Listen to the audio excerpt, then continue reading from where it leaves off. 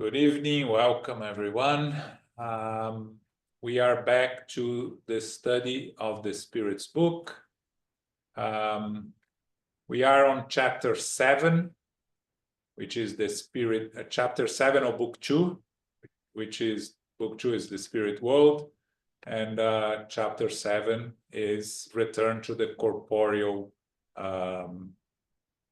life, to the physical life.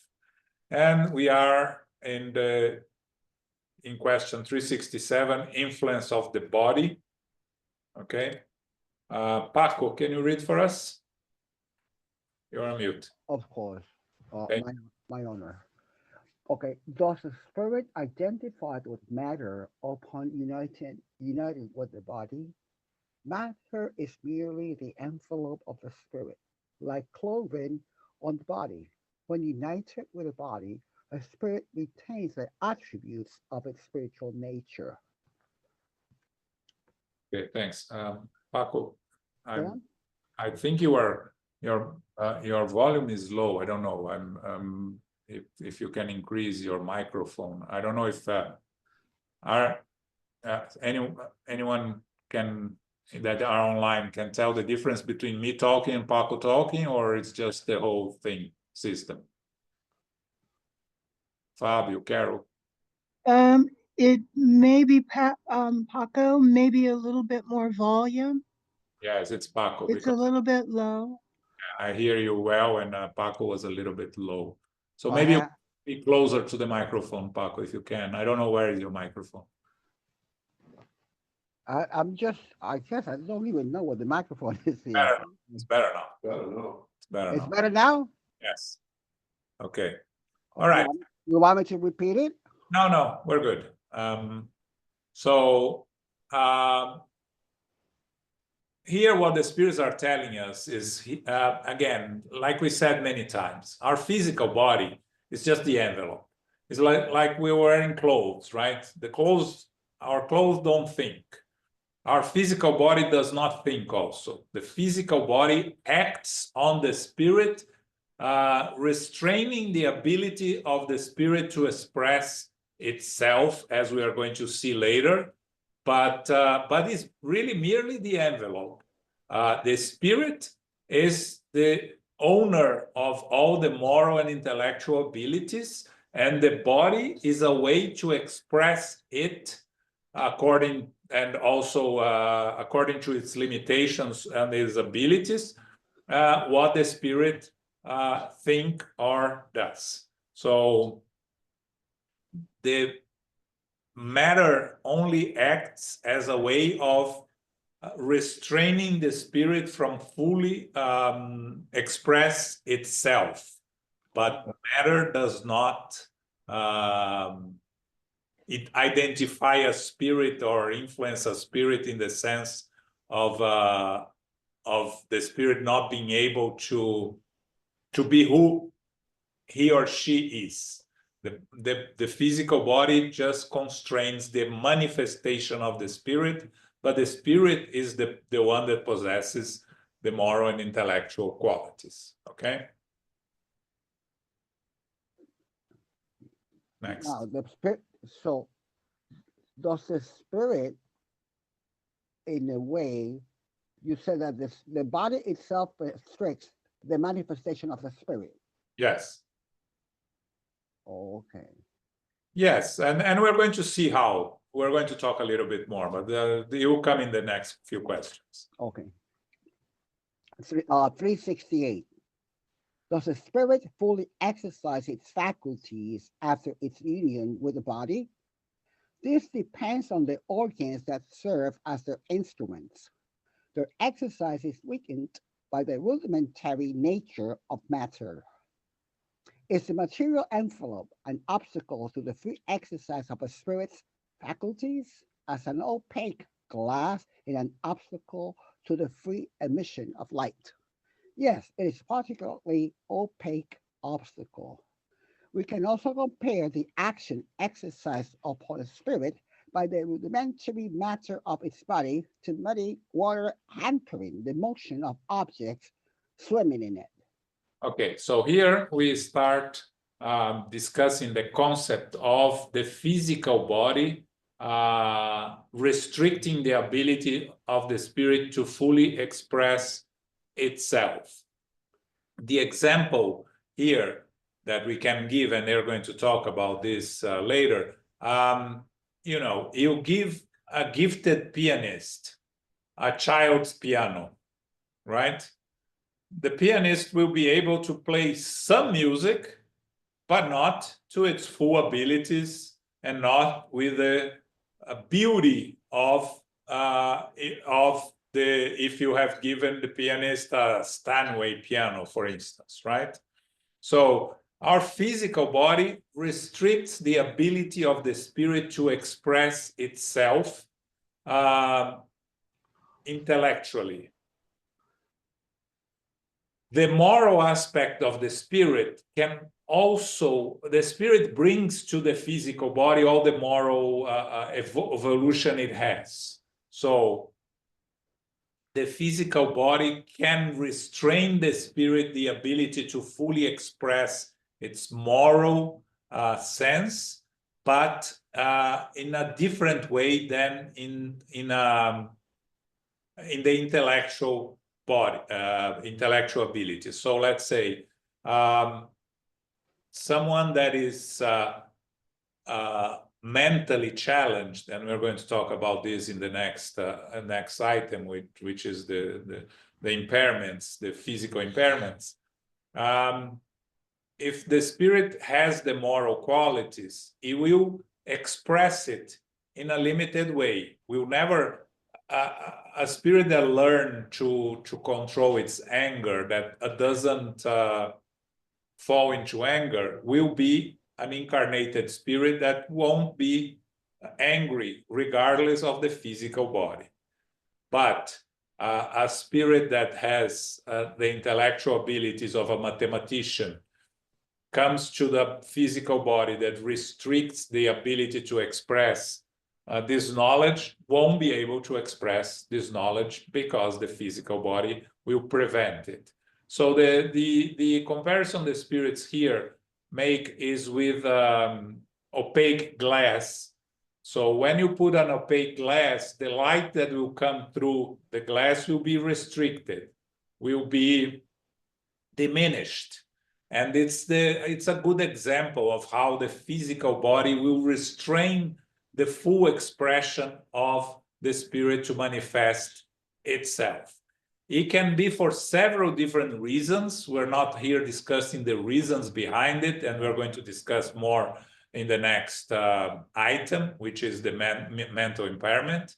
But here we're just talking about the concept, right? The physical body restraining the ability of the spirit fully expressing itself. Okay? It's just good to remind ourselves that we as a spirit, upon uniting with this new body, we don't know all of our potentials. Not that we be miss something, but we don't know what we miss. It is a forgetfulness. So you won't be upset with this body not function as it should, right? But because we don't have recollection of all of our potentials.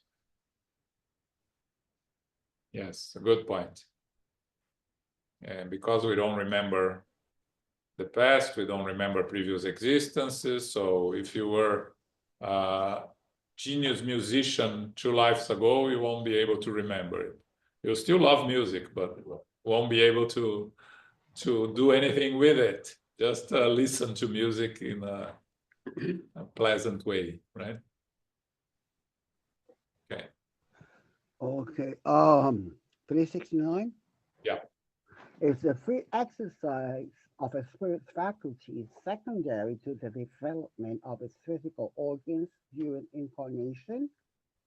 Those organs serve as the soul's channels for manifesting its faculties. By default, this manifestation is secondary to the degree of development and perfection to those organs, as the perfection of manual work depends on the quality of the tool used. Yeah, again, the quality of your expressions, you won't be able to fully express yourself in a physical body that has restrictions. Again, we go back to the pianist, right? The pianist is the spirit. The piano is the physical body. You can go so far as to what the piano allows you to express yourself, right? If the piano is damaged, has some missing keys, you won't be able to play.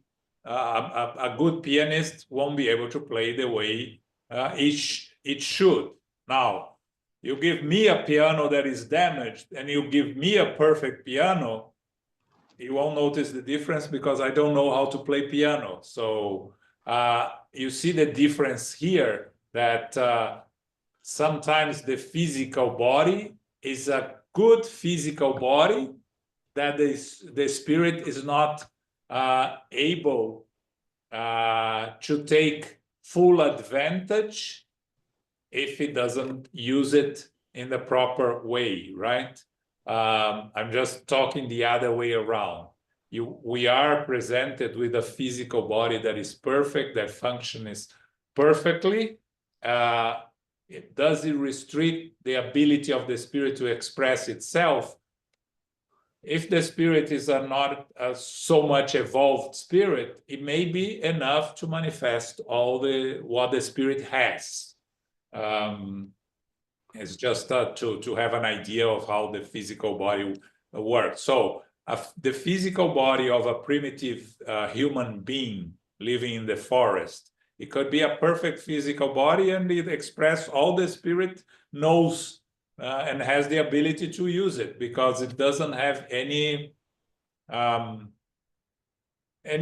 intellectual evolvement, right? So the physical body will be all it needs and fully functional as a resource for that spirit. As we evolve more and become more intellectually evolved is when the physical body will restrain the abilities of us fully expressing our intellectual abilities according to our necessities. Okay? Just reminding you know that by now, that's in reference to physical and intellectual things. Does not apply to moral. Yes. Moral is always with us. So the moral component is always free to express itself. Yes. Not restriction. Yeah. So, for instance, you learn patience, right? You don't lose your patience. You achieved the level of a patient, of a spirit that is patient. You come to a body that is unable to perform several activities that a normal body does. You are not going to get angry. You are not going to lose your patience. You will accept the reality of the physical body without rebellion because you have patience. So the moral evolvement will allow you to not get angry or revolt against the limitations of your physical body. Okay, that makes sense. 370. Can we draw a correlation between the development of the cerebral organs and the moral and intellectual faculties from the influence of the physical organs? Do not mistake cause and effect. A spirit always possesses faculties that belong to it, but the organs do not provide those faculties. The faculties spur the development of the organs. According to this, the diversity of each person's abilities depends solely on the state of the spirit. Is this correct? Solely is not accurate. The qualities of an incarnated spirit determine those abilities. However, an allowance must be made for the influence of matter, which to some degree hampers everyone when they exercise their intrinsic spiritual faculties. When, when it incarnates, a spirit already has certain characteristic predispositions. If we content the existence of a special organ in the brain for each of these, the development of the cerebral organs is an effect and not a cause. If each of these faculties were a result of physical organs, humans would be mere machines with no free will and no responsibility for their actions. If such were the case, we would be forced to admit that the greatest geniuses, thinkers, poets, and artists were merely lucky to be given these certain special organs. Had it not been for chance, they would not have been geniuses, and the most ignorant individuals might have been a Newton, Virgil, or a Raphael, as long as they had received certain organs. This theory is even more absurd if we applied it to the explanation of moral qualities. According to this system, if St. Vincent de Paul had been gifted by nature with a different specific organ, he could have been a crook, and the greatest crook would only lack a certain brain structure in order to be someone like St. Vincent de Paul. On the other hand, when we accept that our special organs, assuming their existence, are an effect developed by the exercise of the corresponding faculties rather than a cause, as in the development of muscles by movement, we can formulate a more rationally sound theory. Let us make a trivial comparison, albeit a truthful one. When we say that a person is addicted to alcohol based on facial signs, do the signs make them an alcoholic, or does drunkenness create the signs? We can assert that our organs receive the impression of our faculties. Okay. Basically here, Tell me in English. yes, the physical body is a product of the spiritual body. So the physical body is created out of our spiritual body, and with the limitations necessary for our incarnation. So the spirit, everything that belongs to the spirit belongs to the eternal spirit, and the eternal spirit never loses any intellectual or moral qualities that he has achieved. Now, coming to an incarnation, the physical body will provide restrictions to the full expression of the intellectual abilities, not of the moral, but of the intellectual abilities. But we can develop our intellectual abilities, right? We come here, we go to school, we learn, we develop, we exercise the same way we exercise our physical body in the gym to build muscles, to build resistance. For those that like to run, you run, the more you develop the ability to run. We develop our brain in the sense of using the intellectual abilities that we already have, and to achieve more intellectual abilities that we didn't have. So let's say, as I said before, I'm not a pianist and I don't know how to play the piano. But let's say I decide now I want to learn to play the piano. I have my free will.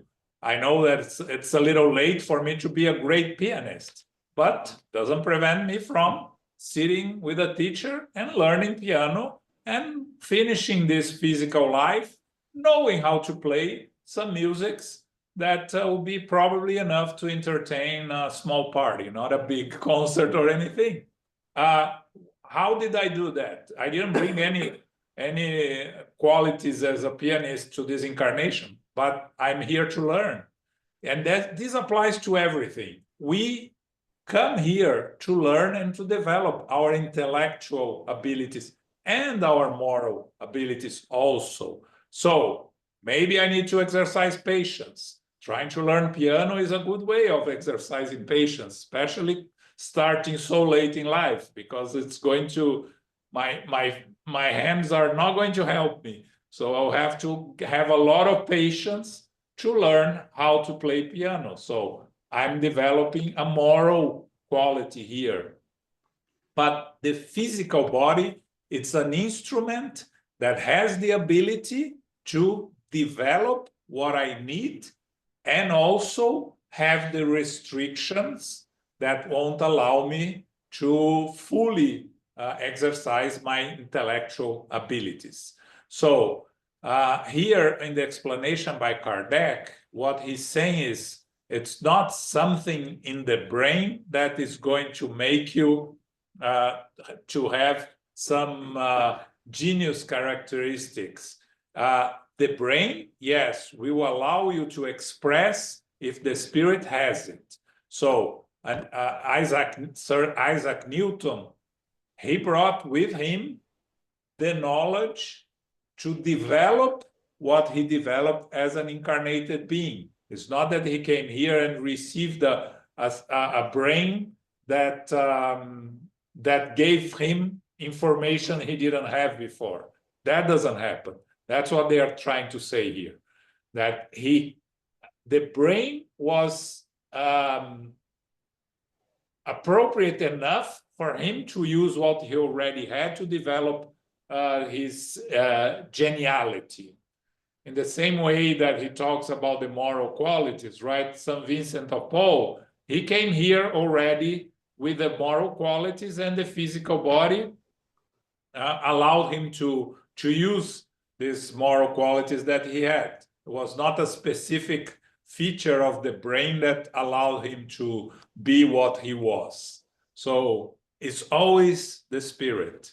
The physical body allows you to expand your intellectual and moral abilities, but can also restrict your fully expression of it.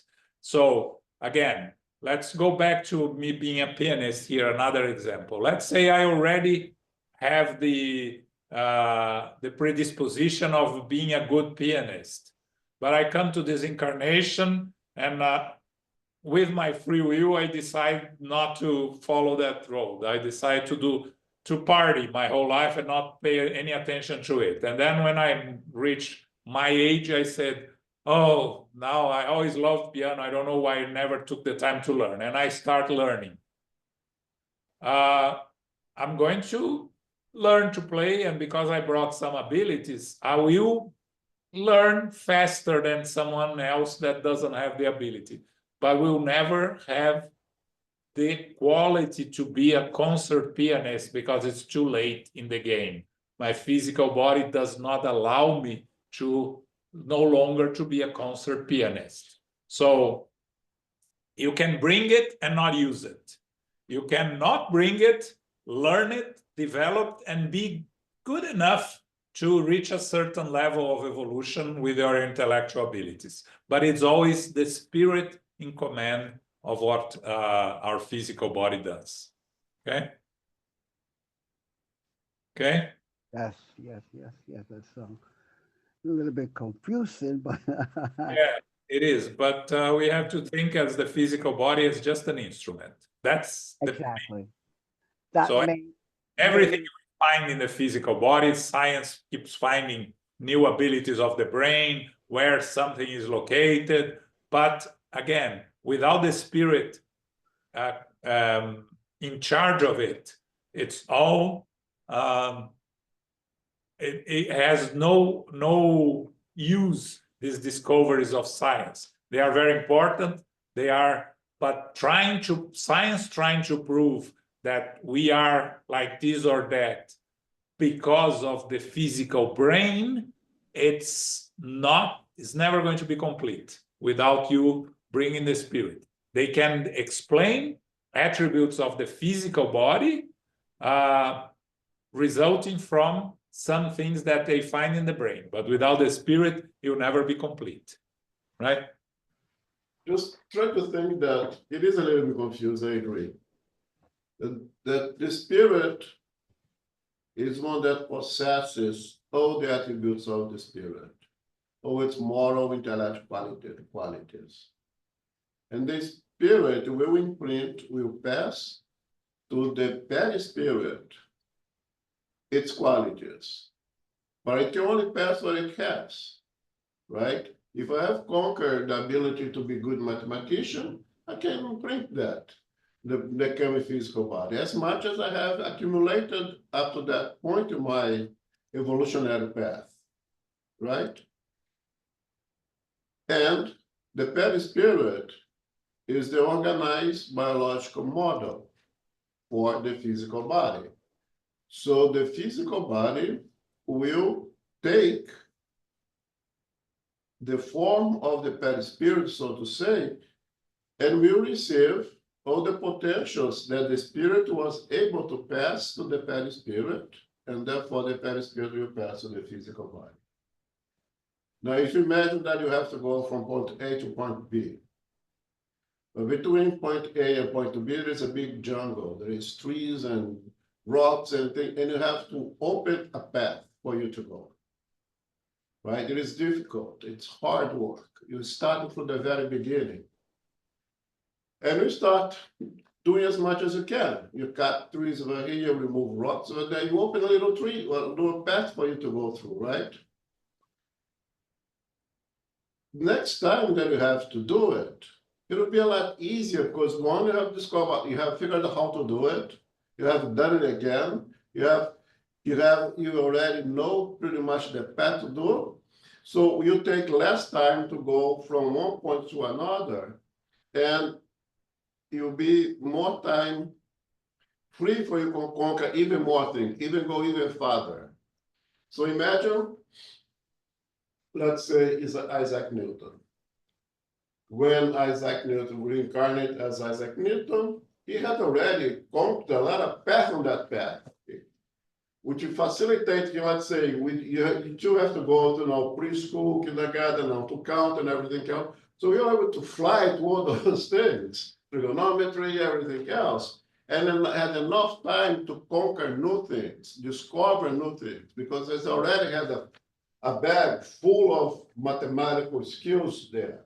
It was easy for him to use very quickly and learn more things. And that's how you progress. What Sean said is very important. We are learning. At the same time, there are bring things from the past. You are conquering things here that, and the more you already bring with you, the more you can gather because you have greater potential to get more and more. So that's how geniuses are made of. It's for their own work in the past that facilitates them to conquer new things here. Otherwise, it's been injustice. Why some people has tremendous facility with certain topics, biology, mathematics, or music, and others has not. Because some had work already. It's already bring that bag full of those contents. And we are also studying, but we are learning, we are developing right now all those skills. Okay.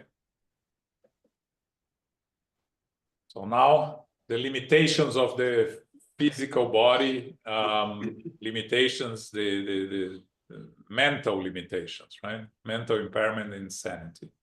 This is a good one. Okay. Mental impairment and insanity. Are there any grounds to the common held belief that individuals with developmental impairments have inferior souls? No, they have a soul that is often more intelligent than you think.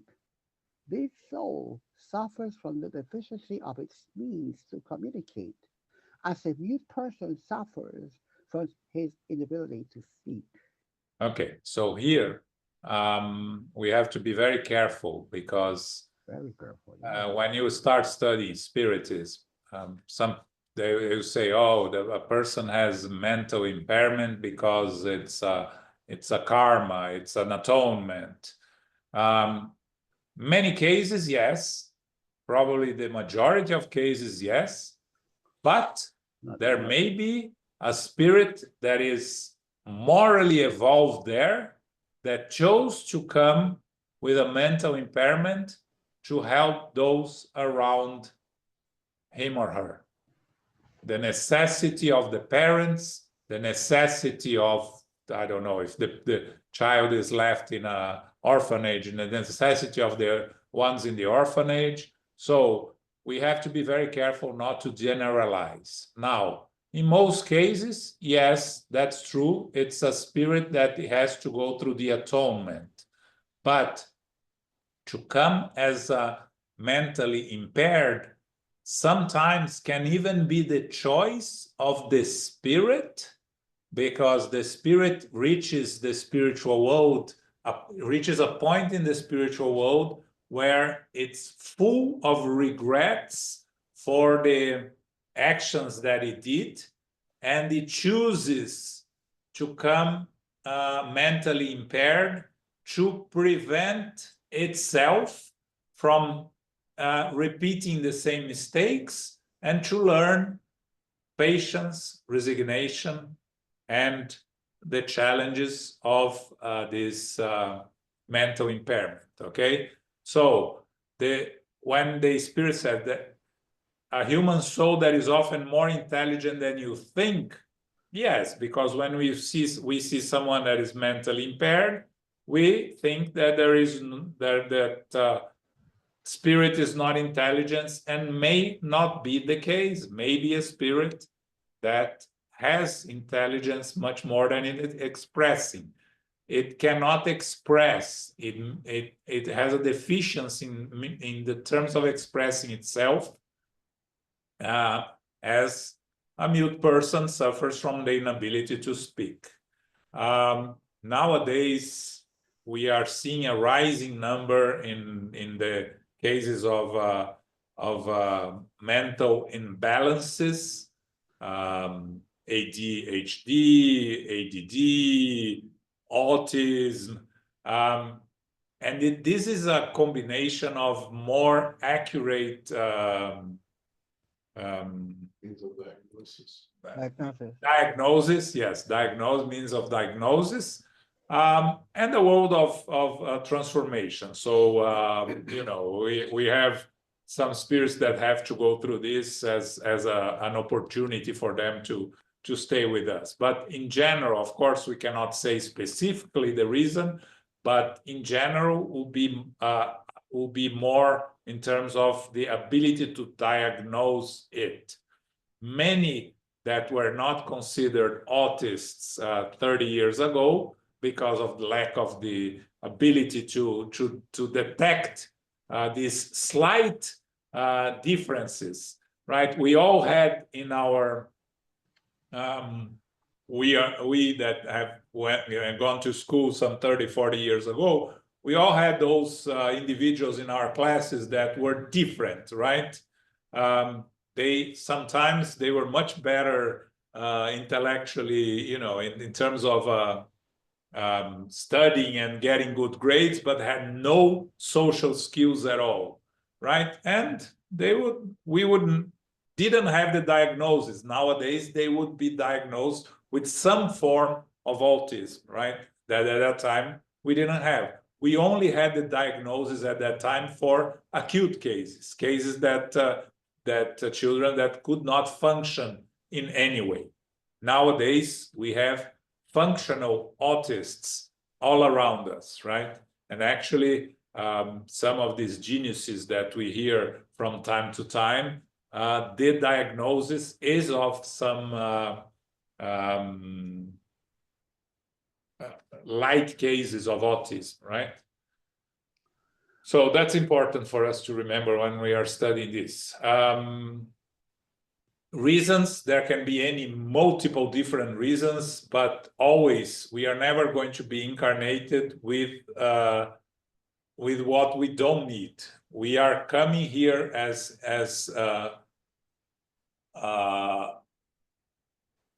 intellectually impaired for our own necessity, for us to learn from it, or for those around us to learn from it. You know, there is this case of book Heaven and Hell, the case of Marcel, right? A child that dies when he was 8, 9 years old, and and communicates after. He was completely physically impaired, but he was a kind spirit. Everybody around him loved him because he was a spirit, an evolved spirit that chose to come in that way. And you read in Heaven and Hell the reasons he explains there, the necessity, and also for those around him. So again, our first objective here should be not to judge, not to try to find the reasons, but to try to see how we can integrate them to our society and integrate us to them as a means to be of any assistance that we can to these individuals. Or what can we learn from them? Sometimes there are many things to learn from them. Okay. Yeah, that's true. There are children that can score within the normal range of intelligence in any IQ test and still unable to perform academically. Yes. Okay, and that started like the label was learning disabled, and that came about in the 1970s. Yeah. Okay, and the old terminology of imbecile, moron, idiot, they've done away with that, no longer in existence. You know, and even mental retardation, we call it now mentally challenged. Mentally challenged. Yeah. Yeah, you have the ADD, right? When I was young, there was no talk Yeah, about ADD.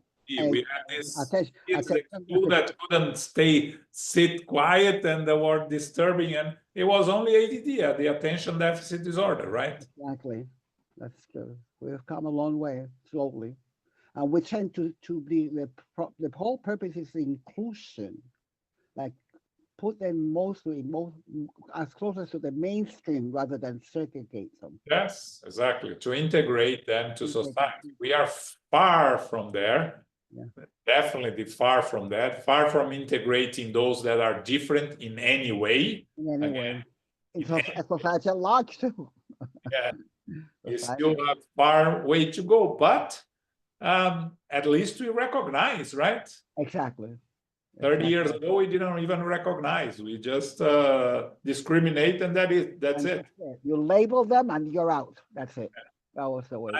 Time of the Greeks, right? In Sparta, defective children were killed immediately. So, you know. Well, like remember during the in Germany. Yes, of course. That was like in 1930s. That wasn't that far. I mean, it was 100 years ago. The Nazis would do experiments with these children. So yeah. So yes, again, it's the evolution is not as fast as we would like. But the progress happens, whether we like it or not. And as like we say, progress, not perfection, but there's some progress. Yes, and returning to the spiritual world, everyone will return to the spiritual world, and new spirits will reincarnate, and the progress will happen despite those that trying to prevent progress. That's true. I like that. And again, like I always say, history remembers those that fought for progress, not those that fought against. Right? That's true. Name one person, one of the congressmen that opposed the abolishment of slavery. You don't know any of the names.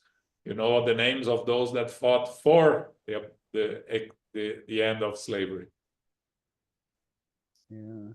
I think it's a good thing for us to remember as we see these individuals trying to prevent progress from happening. They will be left in the dust of history. Yeah, they'll be left behind. Okay. 372. Yeah. What is God's purpose in creating developmentally impaired beings? These individuals are the incarnations of spirits who are undergoing atonement.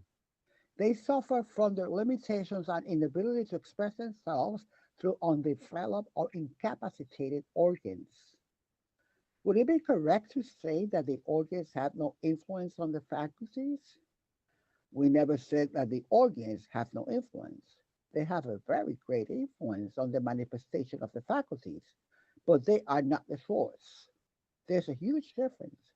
A skilled musician will not make good music with a bad instrument, but this will not stop the individual from being a good musician. One must distinguish between the normal and pathological states. In the normal state, morality trumps material obstacles, but there are cases where matter presents such a strong resistance that it hampers or impairs the manifestations, as in developmental impairments and insanity. These are pathological cases, and as the soul does not enjoy full freedom, laws originating from human societies exempt such individuals from the accountability for their actions. Okay, so first question is, what's God's purpose, right? Well, the law is of cause and consequence. This is one of the natural laws. So impaired beings are consequence of past actions, mostly of themselves or maybe of those around them that need to go through the experience, right? I was reading today a case of a father that took his mentally challenged daughter to see Chico Xavier and asked Chico, you know, if Chico could help him how to educate the daughter. You know, this was 50 years ago or more, right? And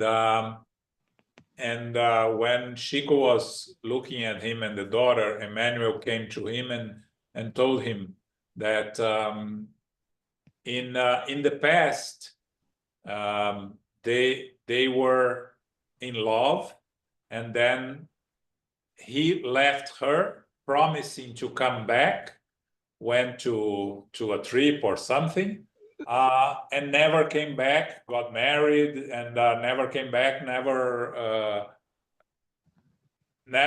reconnected with her, and she out of this ghost despair killed herself, committed suicide. So now they are coming back, him to give her the love that he promised and didn't deliver, and her with a incapacitated physical body as a consequence of the suicide, but under the care of a loving father whose responsibility was to repair the mistake that he caused in the previous incarnation. So every case has a story behind, and the story is not only of the spirit, but those around the spirit also. So I think this is important for us to understand. And again, she had the necessity of coming as a spirit incapacitated because as a consequence of her suicide, and he had the responsibility of coming back and taking care of her, because he was supposed to do that in a previous existence and abandoned her. So cause and consequence on both sides. And then the spirits explain here, the organs have influence on the faculties, right? Because they can restrict the faculties. Again, going back to the musician, right? A skilled musician with a bad instrument won't be able to play good music. Good music, yeah. But he's still a good musician, right? It's just a matter of the instrument. Maybe, you know, we come with a better physical body next incarnation, we'll be able to use our abilities that we were not able to use in this incarnation. And then Kardec talks a little bit about the pathological cases and the human laws that exempt individuals from the accountability. Here, it's important for us to understand that those that have that commit acts for reason of insanity are spirits that have the responsibility for their actions, right? So if you don't have the intention, the desire, the inclination of killing, you can be in a mental impairment state, and you are not going to kill anyone because your moral qualities come with you. If you kill someone, it's because you already have the tendency.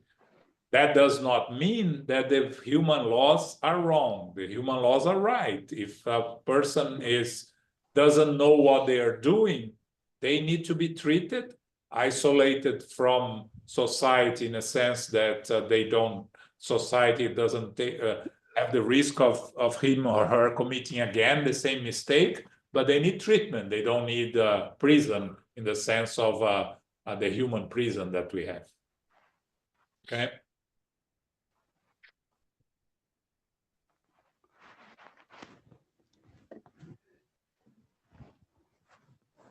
What is the point in the existence of developmentally impaired individuals who can do neither good nor bad and cannot progress? Such an existence is imposed as an atonement for the misuse of certain faculties. It is a time of confinement. A. This implies that the body of a mentally disabled person could contain a spirit that once embodied a genius. Yes, genius can become a curse when it is abused. Intellectual superiority does not always accompany moral superiority, and the greatest geniuses may be burdened by many moral trespasses for which they must atone. They often have to endure an inferior existence, which is a cause of suffering for them. Barriers impairing their faculties are like shackles that restrain the movement of a strong person.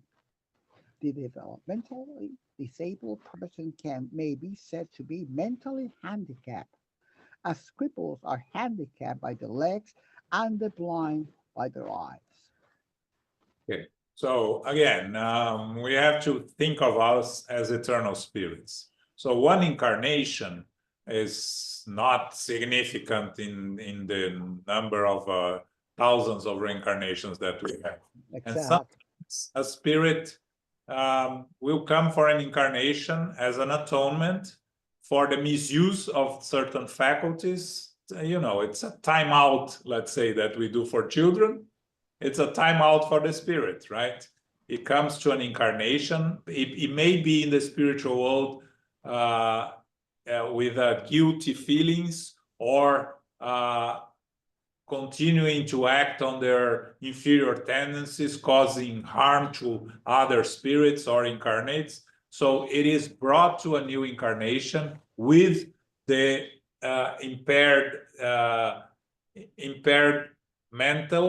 mentally impaired to restrain itself from acting on their inferior tendencies. And when they talk about a genius here, that a genius could come as a mentally disabled person, yes, a genius that abused the geniality for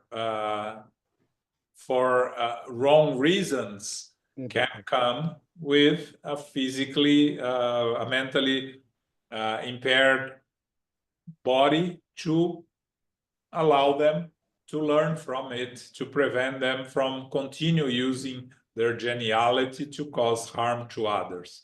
And I think that's something that, again, the intellectual evolvement and the moral evolvement do not go hand in hand. Sometimes the intellectual development goes much faster, and it can cause these cases of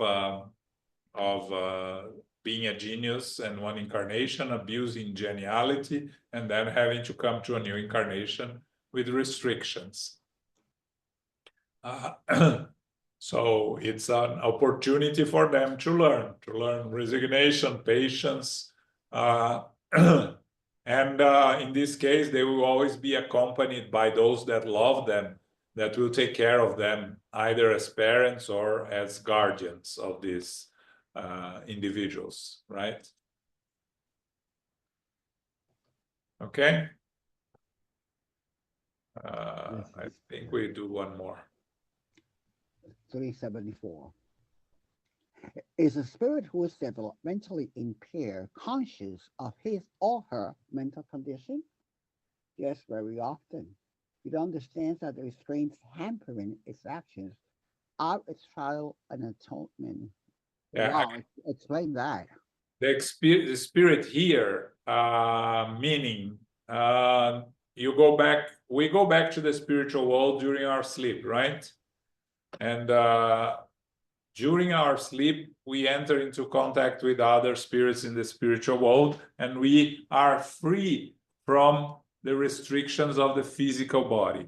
So what they're saying here is, can a spirit that goes to the spiritual world and looks at the physical body that is impaired, understand it?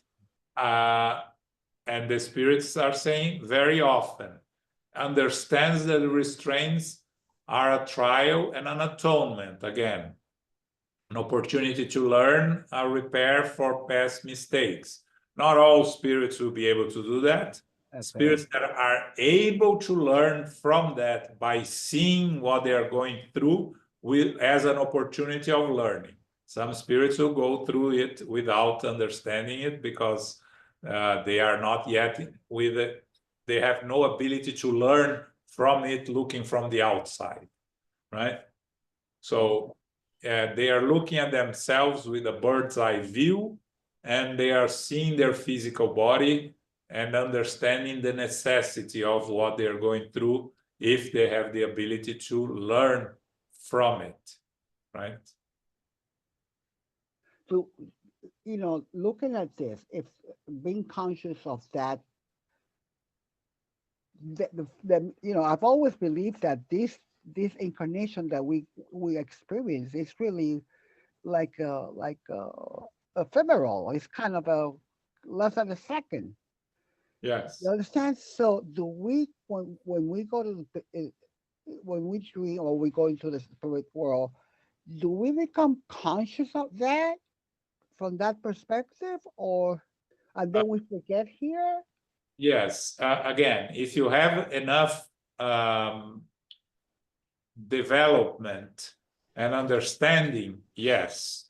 So I can say that we that are here studying it and understand our state as eternal spirits, when we go to the spiritual world during our sleep, we may not remember it. It's a dream state, but we understand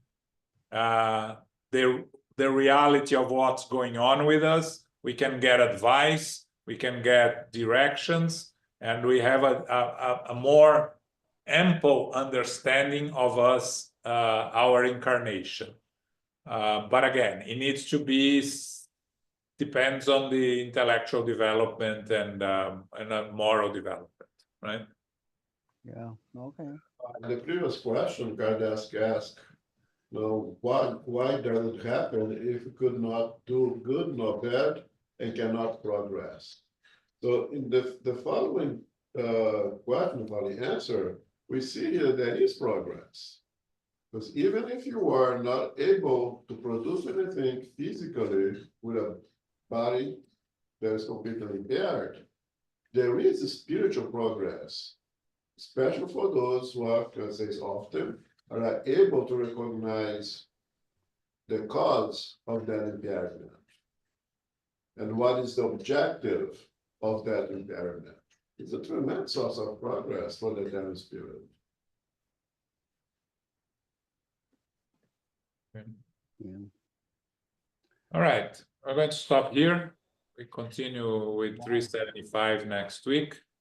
This topic is very interesting, kind of difficult, but it's interesting.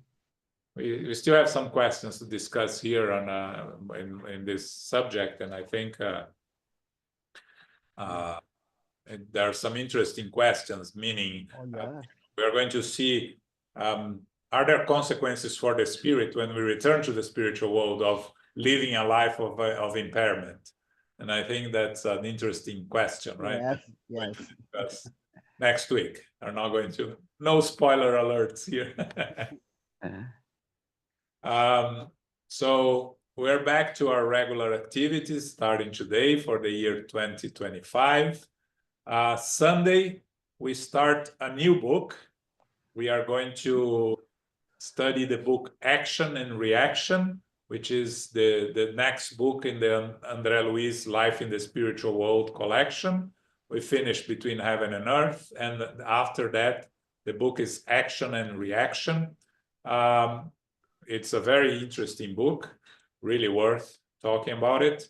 We're going to be doing one chapter per month, because they are longer chapters than the Between Heaven and Earth that we used to do 2 chapters.